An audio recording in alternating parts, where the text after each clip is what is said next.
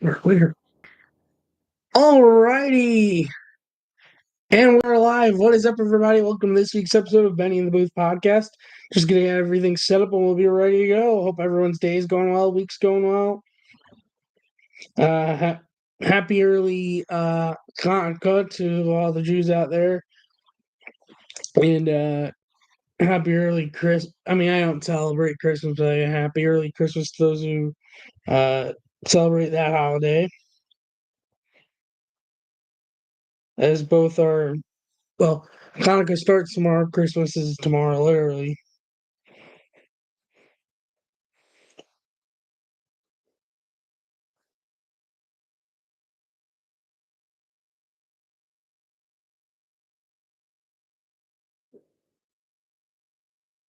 Um, so let me get this shared. Uh,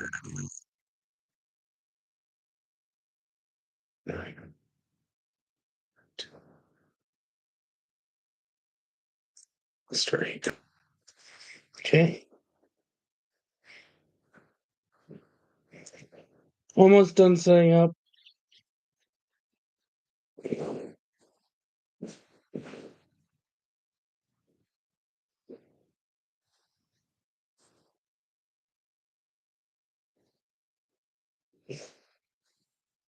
Okay. Let's set up. Let's set up. Alrighty, what is up, everybody? Welcome to this week's episode of Benny in the Booth podcast. Thank you all so much for the support to this point. I very it.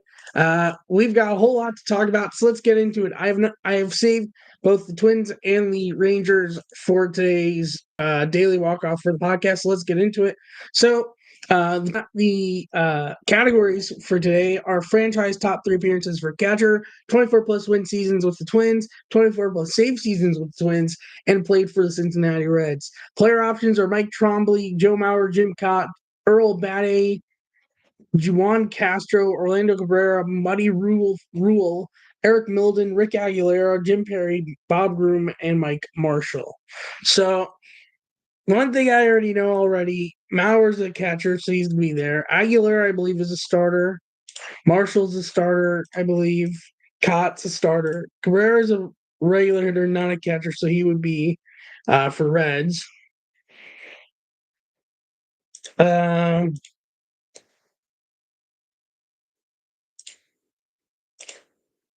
Honestly, let's submit this and see how it goes.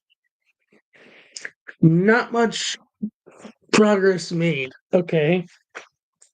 Let's flip Aguilar and Marshall into reliever.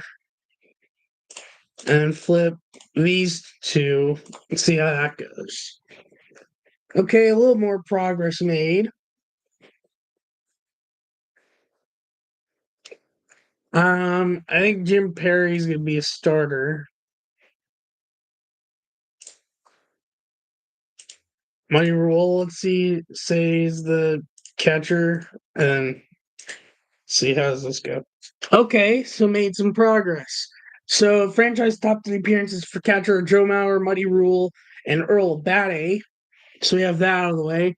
Now we just have Trombley, Milton, and Groom for 24 plus twin season with the Twins, 24 plus save season with the Twins, and played for the Reds. I'm going to say Milton is played with Reds and flop Groom and Trombley. Let's see if that works. And that is exactly what goes where. So it took me 4 attempts, but I got it correct.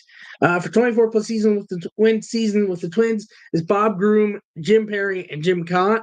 For 24 plus save season with the Twins is Rick Aguilera, Mike Marshall, and Mike Trombley, and played with the Reds, Orlando Cabrera, Eric Milden, and Juan Castro. So that is the Twins one. For the Rangers, it's the same category, just flipping it with the Rangers where necessary.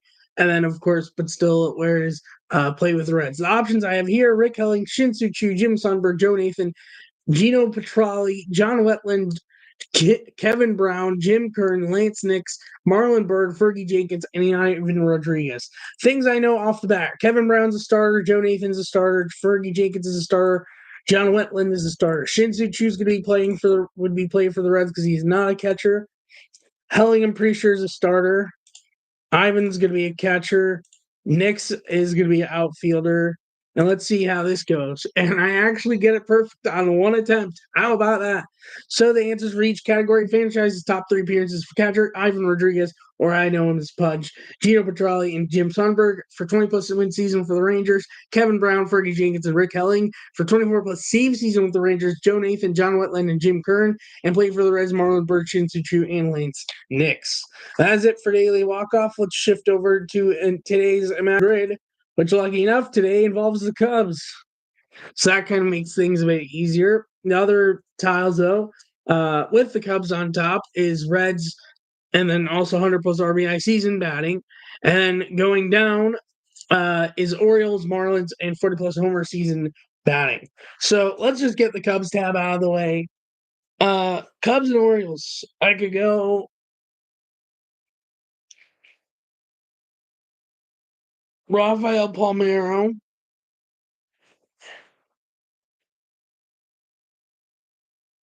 I just thought of someone who's probably not going to be a common answer. It might be a bit more common, but probably on the less common side. Someone from the 2016 Cubs who also pitched for the Orioles, Jason Hamill. 0.3%, I will very much take that. Great pull. Okay. Cubs and Marlins. There's Juan Pierre. There's Derek Lee. There's Aesop Choi. Actually, Aesop Choi might be a good one here. He was traded for. He was a part of the Derek Lee trade to the Cubs with the Marlins. Honestly, you know what?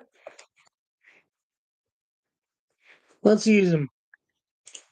2%, I will take that. Okay. 40 plus homer season with the Cubs. Chris Bryant's obviously going to fit that. Sosa will fit that. I wonder if Hornsby fits that.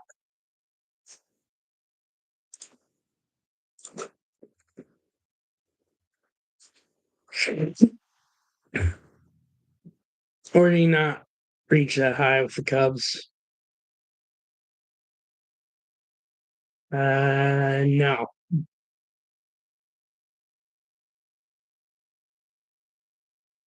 But he does fit something else on the grid: 40 plus homer season and 100 plus RBI. So I'm going to use Rogers Horton to be in that spot since he fits there. 6.6%, I'll take that. Okay. 40 plus homer season. Ron Santo might fit there. Billy Williams probably fits there. Andre Dawson probably fits there. Is Mark Grace, or is he more on the contact side? No, he's more contact. Dunston? Random name that I always see constantly everywhere, practically. No. McGriff? No, he played like a year with the Cubs. 2 years actually. But the most he ever had with the Cubs was 30. He didn't even hit 40 for his career, so that's a bad pull. Um, oh, I just thought of a fun answer. I hope that I pulled this correctly. Yes, Dave Kingman, who used to be in MLB The Show for a short time and is also a former Met.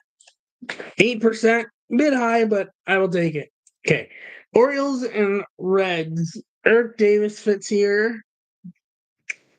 Volquez didn't play there. Cueto didn't play there. Jay Bruce, no. Scooter, no. Frank Robinson's going to be the most obvious answer. Oh, hold on. I'm actually kind of stupid. Because literally, I could just use the Orioles, play with the Reds. And I just found someone I want to use from Daily Walk-Off that I did today. Kind of cheating, but kind of not per se. I'll go Alfredo Simon. Kind of fitting how that intertwines with Daily Walk-Off today. 0.7, I will take that. Let's see. Reds ones. I could also just use The Marlins, Reds thing, Ariel. I don't know, a daily walk off. Um,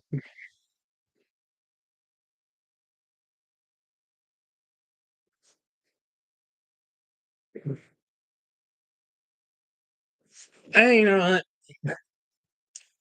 I'll might as well. I'll use one Encarnacion.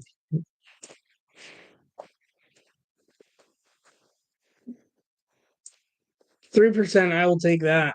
Probably be more common if it's from the daily walk off if you play both walk off and the grid, but not bad. Reds 40 plus home run season. Joey Otto is more likely to be one of the most obvious answers. P Rose, I imagine, fits there. Morgan probably might fit there. Bench probably fits there. Sabo would probably fit there. Someone just came up, and now I remember. Wonder if he did.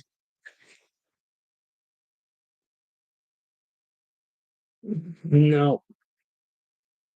How about you?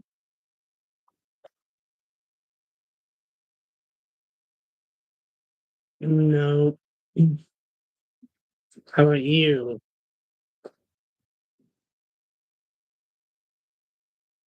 No.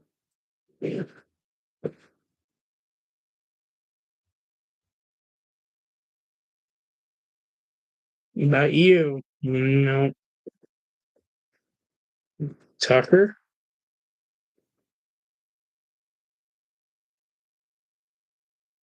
No, not too much.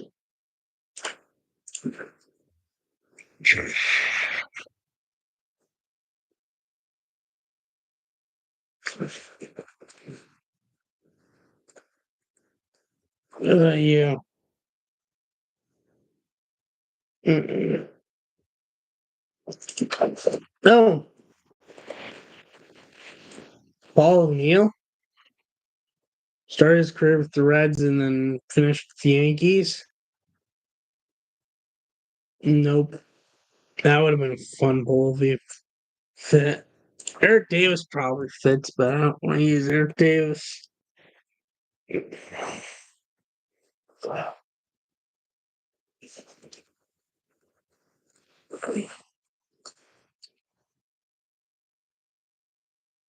I found someone.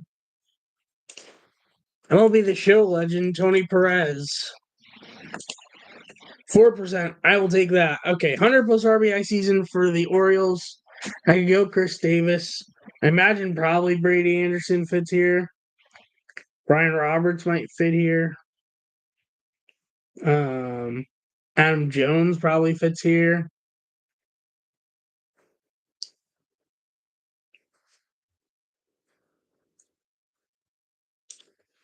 Let's see.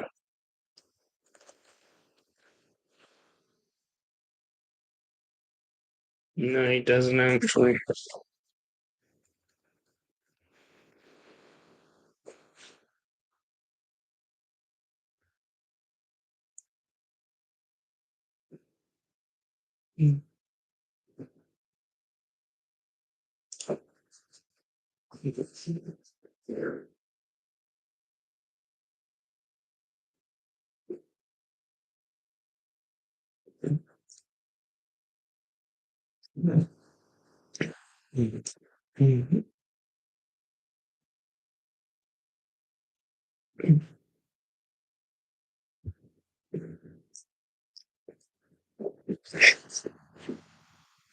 I'm gonna use Mark Trumbo.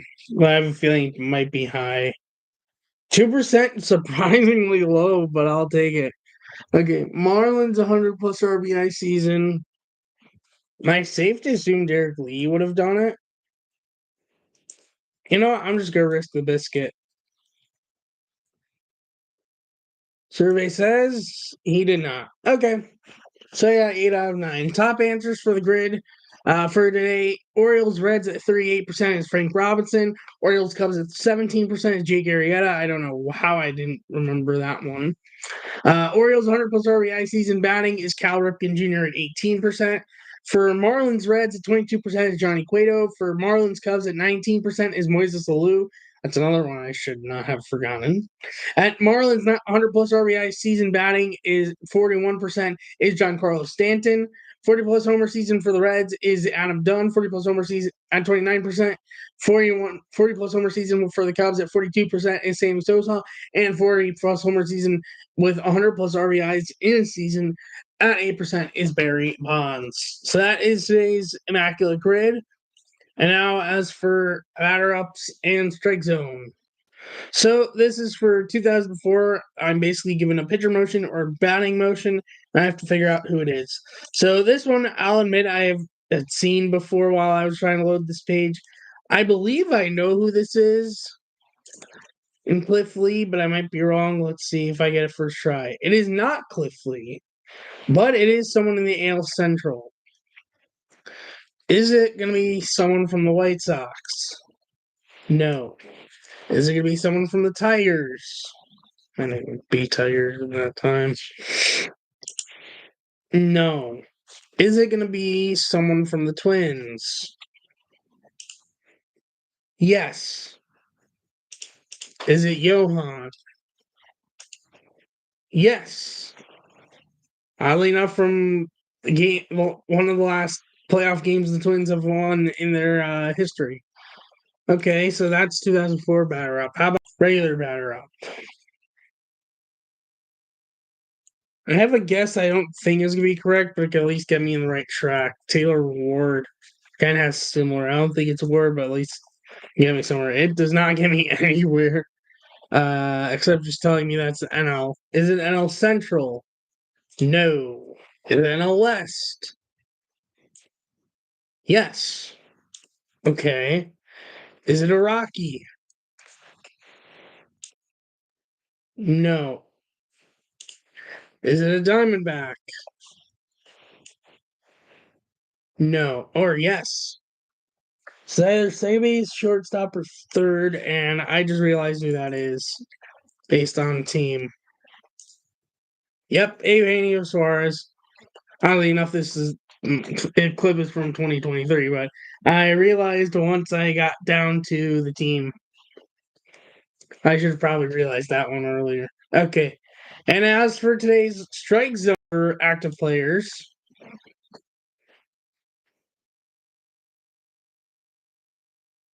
that's not Yu Darvish, is it? No. Is it? I don't think it's Steel, but is it NL Central? No, so it is NL East. Is it Braves? Oh right, I forget my street's a Yankee right now. Is it Braves? Yes. Okay. It's not Sale. Is it Reynaldo Lopez? No.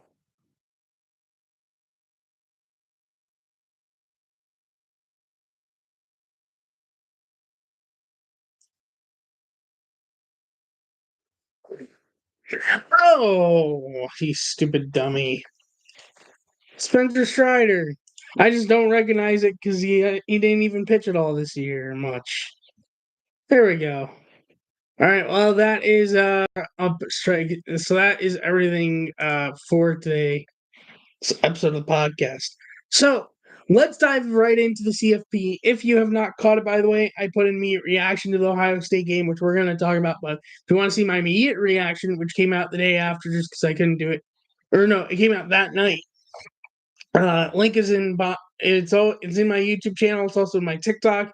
Link to my TikTok is in the description, whether you're on YouTube or audio, and link to YouTube is also always in the description through my link tree. But either way, you can check it out if you want to. Either way, I'm going to go more in depth in a way with this week's episode of the podcast. But I'm not going to go right away into the Ohio State game. We got other games to cover. This week, with my predictions, I'm off to an okay start. I went 2-2. My upset predictions did not go right, as there were no upsets this week at all. My non-upset picks were both correct. Let's dive in. So, Indiana Notre Dame, I picked Indiana, and I was absolutely wrong. And the moment that I saw the next day in the paper, not only that Notre Dame won 27-17, but that Julian Love, their running back, had a 98-yard touchdown, I was like, yep, that tells me everything I need to know. I know exactly why Notre Dame won that game. You're going to give up a 98-yard touchdown to Notre Dame no matter how they get it? You ain't winning the game, period. Indiana, you blew it. You been proved as a fraud this year. All for naught. It's like, oh, congrats, you only lost one game and your one loss is to Ohio State. But who cares when you're two losses now. But who cares about the wins when your two losses were your only ranked opponents that you had faced all season? I'll admit, I was rooting for them because I wanted them to pull off the upset, and they just went complete. It just whack. They just did not do much. Stat from this game marks the first time game in bowl championship series championship history or CFP games history to have two teams meet from the same state in one game. Which, but FYI, Notre Dame is, I believe, South Bend, and Indiana is Bloomington. It marks the 12th win this season for Notre Dame, which ties Notre Dame football record with 1988 for most wins in the season. Notre Dame is also the first FBS team over the past 10 years to have a 98-yard play in consecutive games that wasn't a kickoff or punt return play. And then for the Saturday games, Penn State beat SMU 38-10. They took advantage of the whiteout and smoked SMU out the river.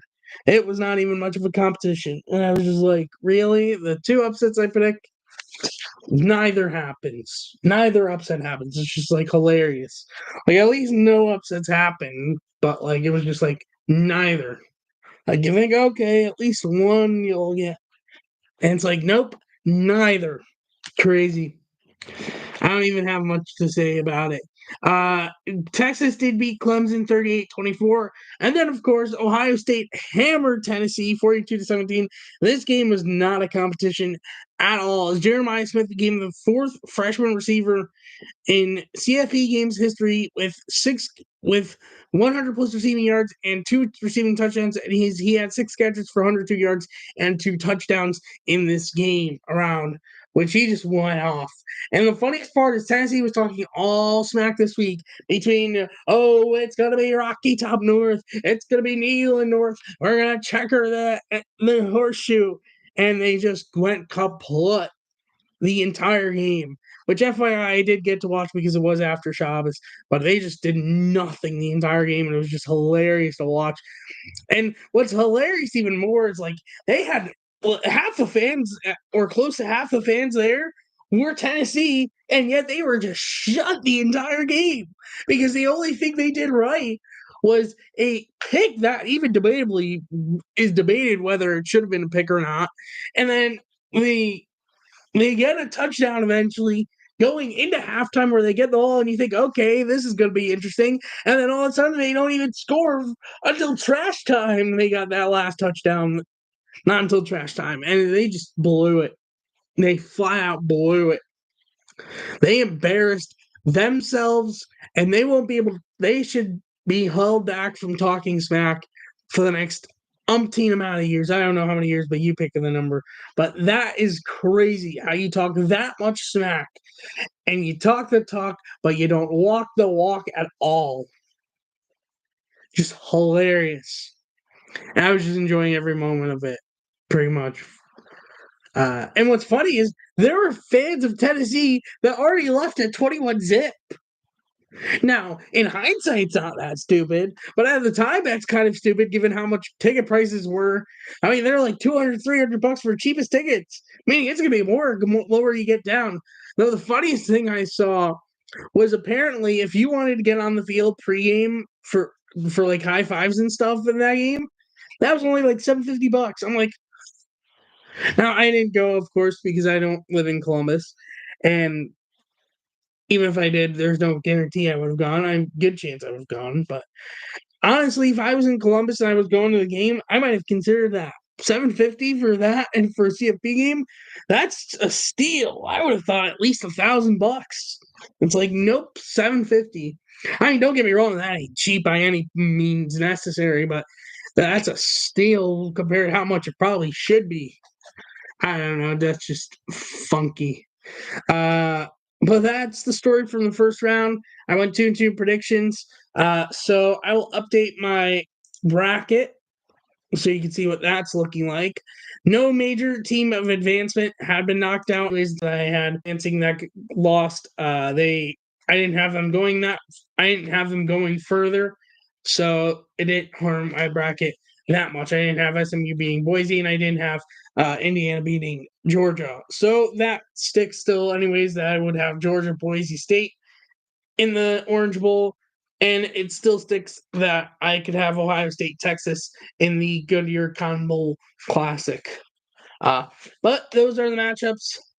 I do have actual predictions also, which I think are pretty much like the same as my bracket. Yeah, I basically just have the same as my bracket predictions, which is just Boise State winning, Texas winning, Ohio State winning, Georgia winning. The games, just so you're aware. It is New Year's and New Year's Eve, so none on Sabbath, none right before or leading into Sabbath. But schedule goes as follows: December 31st, number 6 Penn State against number 3 Boise State in the Verbo Fiesta Bowl in the Arizona Cardinals Stadium, 7:30 on ESPN. And then New Year's, number 5 Texas against number 4 Arizona State in the Chick-fil-A Beach Bowl in the Falcons Stadium, 1 p.m. on ESPN. Number 7 Ohio State against number 1 Oregon in the Prudential Rose Bowl, or Rose Bowl presented by Prudential, in Rose Bowl Stadium itself, 5 p.m. on ESPN. And then number 7 Notre Dame versus number 2 Georgia in the All-State Sugar Bowl in the Saints Stadium, 8:45 on ESPN. That is the college football playoff schedule, and that is it for the college football playoffs update for this week's episode of the podcast. Let's dive into MLB notes. There wasn't a lot of big moves per se. There were a few big moves since last week's episode, but mostly smaller moves.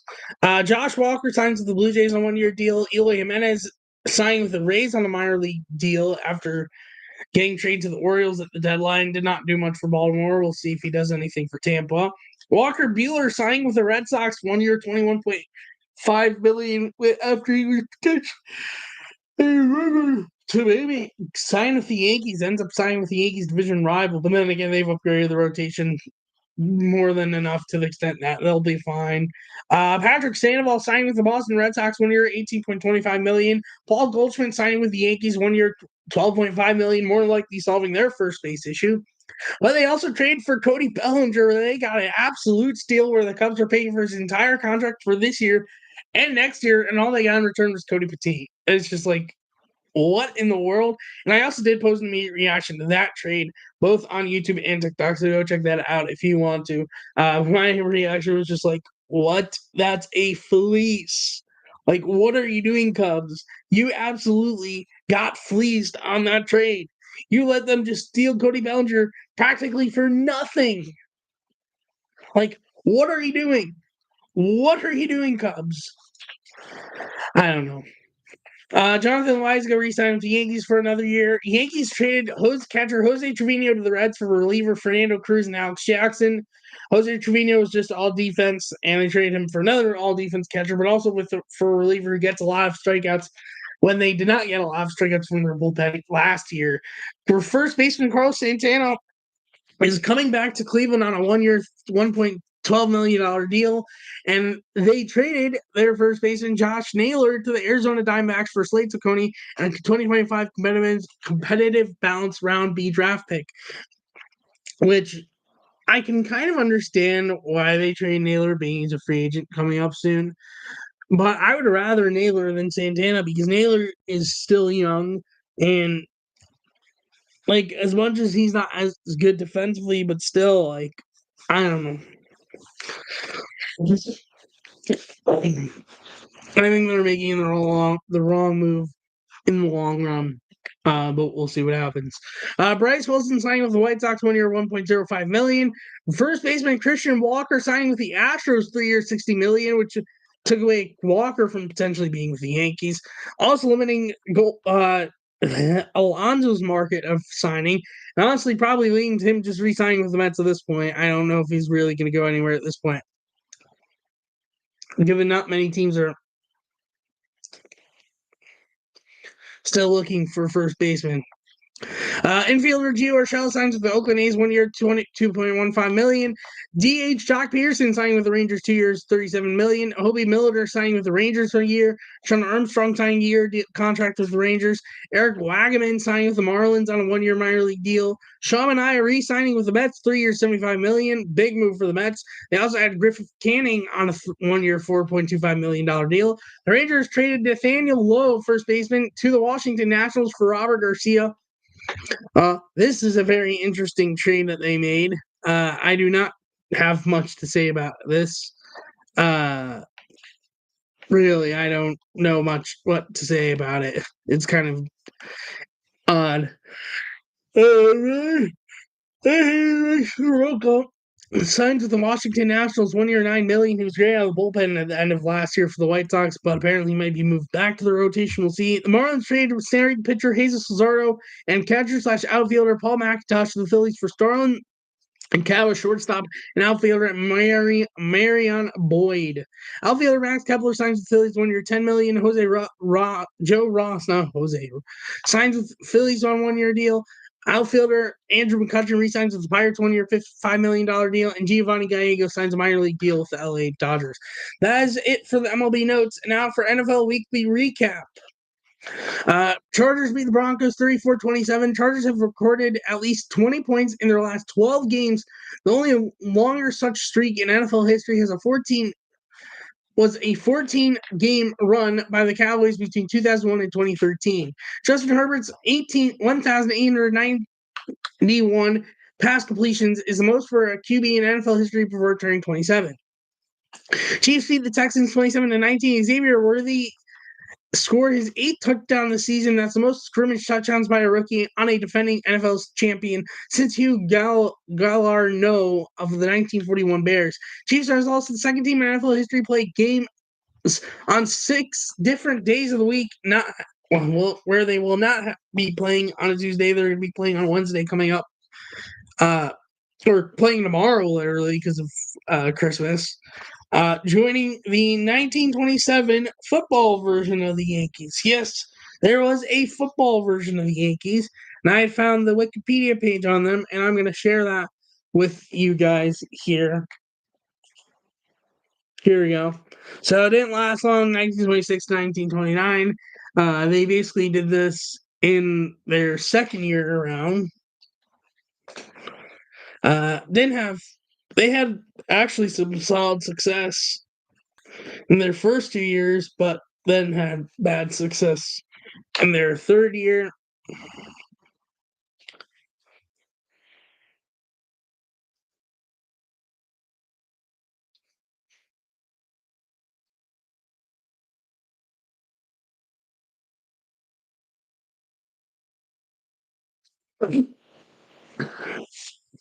But yeah, just wanted to share that there was a football version of the Yankees, and they oddly enough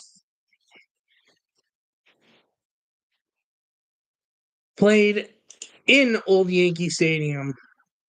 It seems, yeah, literally played in Old Yankee Stadium. This is the old one, not the new one, not the current iteration. See if they have a pig in here with. Yeah, so on the left is the old Yankee Stadium, and on the right is the this is new old, and this is new. I had been to the old one. I think in like 2008 was 2007, like one of the last few years before they moved in to the new one. But now there's like a play practice field there, and also leads right to Metro North Station for new Yankee Stadium. Heritage Field is what it's called. That's now there at the old site of Old Yankee Stadium. Aerial view of what it looked like back then. Monument Park that went in the old one. Might as well just go through this for Nostalgia.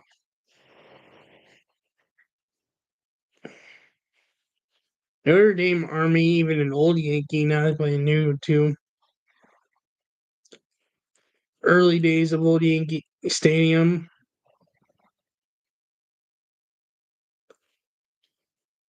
It's kind of cool to look at this.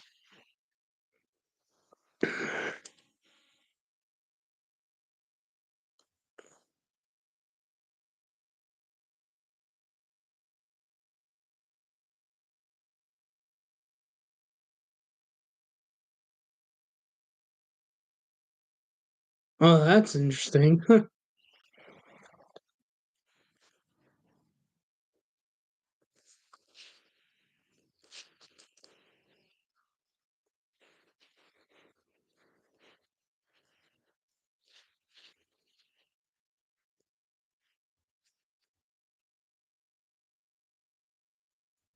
yeah, just wanted to share that so you can know that there was actually a football version of New York Yankees. Not as successful, but yeah. Falcons beat the Giants 34-7, marking 10 straight losses from the New York Giants, most in their franchise history. Lions beat the Bears 34-17, marking their 13th win this season, most in franchise history. Jahmyr Gibbs is now the fourth Lions player with 1,500 plus scrimmage yards and 15 plus touchdowns in a season, with the last player doing so being Megatron, aka Calvin Johnson, in 2011. The Colts beat the Titans 38-30. Jonathan Taylor, second player in Colts history with 200 plus rushing yards to 18 and 3 rushing touchdowns in a game, joining Hall of Famer running back Edgerrin James. Commanders beat the Eagles 36-33 with Jalen Hurts getting a concussion in this game. We'll see what his status is for this week. That could have a big impact on their game this week. I forget who they play, though. This was the seventh time James Daniels had led his team in rushing yards this season in a game. No other rookie QB since 1950 has done so more than 5 times in a season. Vikings beat the Seahawks 27-24, marking their 31st win in a one-score game since 2021, most in the NFL. Cowboys beat the Buccaneers 26-24. In just 13 starts, Cooper Rush in the NFL. Cooper Rush is already being Joe Burrow, September 18th, 2022. Jane Daniels, November 24th this year. Bryce Young, December 15th this year. And Baker Mayfield in this game. No other QB has been 4 Heisman-winning opposing QBs within his first 13 career starts. And the Packers shut out the Saints 34-0, marking the first shutout this season, which is the latest week to have a shutout in an NFL season since Week 8, which happened 4 times, 1956, 1997, 2005, and 2010. Also note from this game, Packers in this game, 30-plus points, 30-plus points shutout, 400-plus yards while allowing under 200, 0 turnovers, 0 fumbles, 0 sacks taken, and 0 missed kicks. No other team in NFL history has done all that in the same game. And that is it for the notes. In this week of predictions, I went 11-5. Overall, I'm 163-77. Standings update in the AFC East. The Bills in first place and having won the division at 12-3. In the AFC North, the Steelers in first place 10-5, followed by the Ravens also at 10-5, having clinched the playoff spot, followed by the 7-8 Bengals. In the AFC South, the Texans in first place at 9-6, having won the division. In AFC West, the Chiefs in first place, having won the division at 14-1. In the NFC East, the Eagles in first place at 12-3, followed by the 10-5 Commanders. In the NFC North, the Lions in first place at 13-3, having clinched the playoff spot. 13-2, having clinched the playoff spot, followed by the 13-2 Vikings, who clinched the playoff spot. Have clinched the playoff spot, and followed by the Packers at 11-4, who just clinched a playoff spot this week. In the NFC South, it's a tie for first between the Falcons, the Buccaneers at 8-7, and the NFC West, the Rams in first place at 9-6, followed by the 8-7 Seahawks. And as for the conference standings update, Chiefs in first, Bills in second, Steelers in third, Texans in fourth, Ravens in fifth, Chargers and Broncos tied for sixth, Colts, Dolphins, Bengals tied for 8th, and everyone else has been eliminated from the playoffs. And in the NFC, Lions in first, Eagles in second, Rams in third, Falcons in fourth, Vikings in fifth, Packers in sixth, Commanders in seventh, and Buccaneers and Seahawks tied for 8th, while everyone else has been eliminated from the playoffs.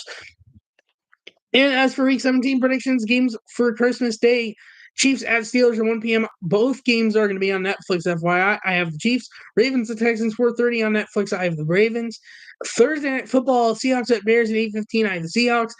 Saturday football, Chargers, the Patriots, 1 p.m. on NFL Network. I have the Chargers. Broncos, the Bengals, 4:30 on NFL Network. I have the Broncos. Cardinals at Rams at 8 p.m. on NFL Network. I have the Rams. Sunday football, Colts at Giants, 1 p.m. on Fox. I have the Colts. Jets at Bills, 1 p.m. on TBS. I have the Bills. Packers at Vikings, 1 p.m. on Fox. I have the Vikings. Raiders at Saints, 1 p.m. on Fox. I have the Saints.